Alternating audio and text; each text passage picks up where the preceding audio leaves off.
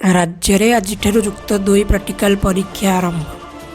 2.5 लाख पिला परीक्षा देवे।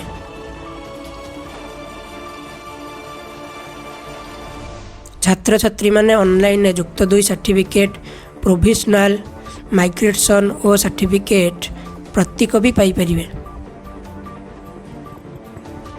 ओडिशा सिविल सर्विस परीक्षा पर विज्ञप्ति प्रकाश। एथर ओएएस ओएफएस ओआरएस पदवी नहीं। राज्य में रेकर्ड धान संग्रह होईछि एवं चाषी को 2350 कोटी टंका प्रदान करा जायछि बोली सरकार कहिले। ओएमआर डाक्तर माने आंदोलन करुथिबा बेले सेमानंक दाबी तर्जमा पाई सचिव स्तरीय कमिटी गठन होईछि। भुवनेश्वर निको पार्क को पुनः उद्धार करा जिवो। 600 कोटी रु अधिक टंका खर्च करा जिवो। मयूरभंज रायरंगपुर रे इग्नो विश्वविद्यालय आंचलिक केंद्र एवं दक्षता केंद्र उद्घाटन हैला।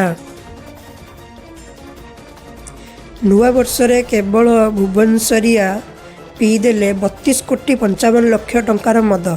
सारा राज्य में 50 कोटी मद बिक्री।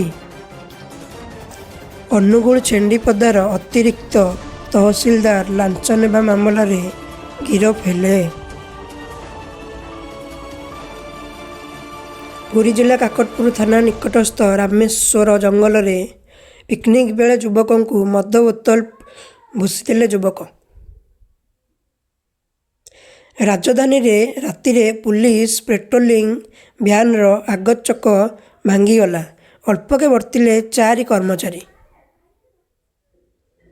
कटकरू धामनगरा बंदर गला बेले गूगल मैप देखी भद्रक चांदीवाली गाँ भितर को माड़ीगला ट्रक भांगीदेला घर। राजधानी रे विभिन्न स्थान रे काम करूनाही नापकिन वेंडिंग मेसीन। भुवनेश्वर रे घन कुहुड़ीर प्रभाव जोगु 5टी विमानर गतिपथ परिवर्तन करागला।